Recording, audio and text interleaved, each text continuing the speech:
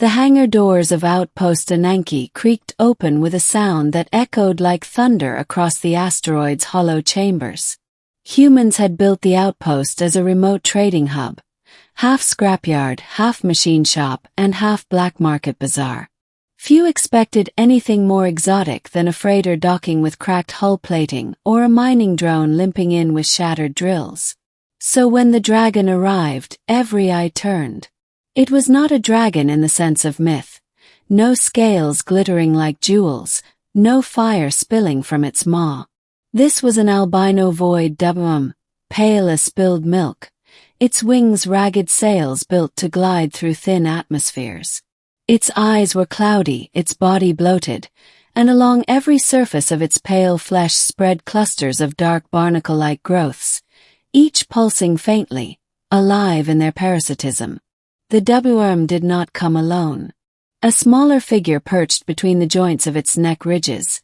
A girl, slender and strange, her skin porcelain pale, her long hair tied with copper rings that clinked as she moved. She dismounted when the WM shuddered into the hangar, folding its enormous wings awkwardly, its breath a wheeze that rattled the air. The girl strode forward, her gaze sharp as glass. She held no weapon, wore no suit, only layered tunics of deep violet cloth. Her voice carried without effort. "I require a mechanic. A human one." The outpost crew exchanged nervous glances. Even in a place accustomed to smugglers and mercenaries, this was new. One man finally stepped forward. Jarek Voss, ship mechanic, grease still staining his hands from repairing a mining rig's cracked coolant lines. He was tall, broad in the shoulders, and wore an expression equal parts suspicion and weariness. "You're looking at him," Jarek said. "But I don't work on livestock." The girl's eyes narrowed, pupils vertical slits, alien. "She is no livestock. She is my mother." The words hung heavy. The request. Jarek crossed his arms, trying to steady the pulse of adrenaline thundering in his veins. The WM's massive form filled the hangar, its labored breathing echoing. The barnacle growths shifted, some opening like grotesque mouths, leaking dark fluid. "That thing's alive," he said, voice low. "And sick." "She is dying," the girl replied, tone unflinching. "The parasite colonies are suffocating her membranes, consuming her oxygen stores, clogging her blood flow. No one in the cluster will treat her. They call her cursed.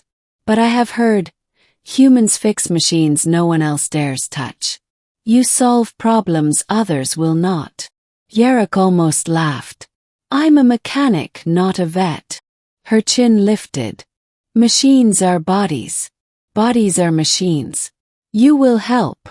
And though part of him wanted to refuse, Jarek looked again at the WM's clouded eyes, at the slow rise and fall of its chest, at the faint, almost pleading sound it made as the girl stroked its neck. Against his better judgment, he sighed. "Fine. I'll look." Examination. The WM was brought into Dock Bay 3, where scanners and rigging could at least partially accommodate its size. Jarek circled it with his diagnostic tools. The barnacles baffled his instruments. They weren't metal, weren't standard bioparasites catalogued in human archives. They fused directly with the WM's tissues, drawing sustenance while forming hard shells that disrupted airflow across its wing sails and clogged the pores along its skin that regulated body temperature. "Millions of these things," Jarek muttered, running a scanner along the WM's flank. "You let it get this bad." The girl, who introduced herself simply as Serenia, stood close. "The colonies spread faster than we could burn them. Fire only feeds them. Acid makes them stronger. My people had no cure." "Well, I don't either." Jarek rubbed his temples. "Not yet." Serenia studied him as if measuring his resolve. "You humans pride yourselves on improvisation. I am asking you to prove it." Improvisation. Yarek spent the next 30 hours without sleep. He tested chemical solvents, mechanical scrapers, high-frequency sonic pulses. Each failed. The barnacles resisted, adapting, even attempting to spread to the equipment. Exhausted, Yarek slumped beside a toolbox, staring at the W-worm's pallid flesh. The W-worm's eye, milky, unseeing, shifted faintly toward him as though it sensed his despair. Then a thought sparked. The barnacles weren't just parasites. They formed interconnected colonies, almost like a network. What if, instead of tearing them off, he overloaded that network? A cascade failure like frying a circuit board. "Serenia," he said, sitting up straight. "Your mother, she's got a natural bioelectric field, right? Most void WRS use it to navigate magnetic currents." "Yes. Then we'll weaponize it. Amplify the signal. Give the barnacles more than they can handle." Serenia's slit-pupilled eyes glimmered with dangerous hope. "You would turn her body against the invaders." "Exactly. But I'll need a power source big enough to jumpstart it." The procedure. Dock Bay 3 filled with humming equipment, capacitor banks, salvaged ion cores, and jury-rigged wiring snaking like veins across the hangar floor. Yarek anchored leads to the WRM's body, each connection fitted against nodal points along its spine and wings. "This is insane," muttered Kara, Jarek's engineer's assistant, as she checked the couplings.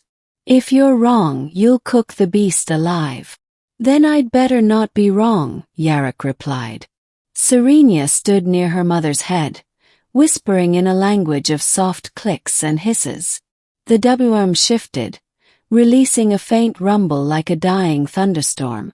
Yarek slammed the final breaker. Power surged. The W-arm convulsed, muscles spasming.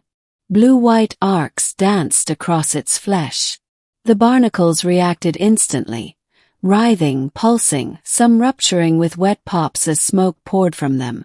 Others clamped tighter, shrieking in ultrasonic frequencies that stabbed at the ears. "Hold her steady," Yarek shouted, though no chains could have restrained such a creature if it truly thrashed. Yet the W-arm endured, as if trusting the strange pain. The arcs intensified, flooding the barnacle network. One by one, the colonies blackened, cracked, and crumbled away, falling in heaps of charred husks onto the deck. The stench was unbearable, a mixture of burnt chitin and spoiled seawater. Last silence. The W-arm collapsed, chest heaving. For a terrible moment, Yarek thought he had killed it. Then its breath steadied, deeper, clearer. Its eyes fluttered open, no longer clouded but bright with faint luminescence. "It worked," Yarek whispered. "By all the stars, it worked." Serenia fell to her knees beside her mother, pressing her forehead to the W-arm's flesh. For the first time, her hard composure cracked, and her shoulders shook with sobs. Consequences. News spread quickly. A human mechanic had healed the cursed albino W-arm. Traders, smugglers, and mercenaries whispered across the outpost. Some spoke in awe, others in fear. For void W-arms were not just beasts. To Serenia's people, the Drakari, they were revered, living starfarers, partners in war and travel. To heal one was to touch the heart of their culture. Yarek found himself summoned to the hangar days later. Serenia stood in ceremonial garb, her mother towering behind her, healthy, wings spread like vast alabaster sails. "You have done more than save her life," Serenia said. "You have saved me. Without her I am nothing. With her I am heir to my line. The Drakari will remember the human who mended what none of us could."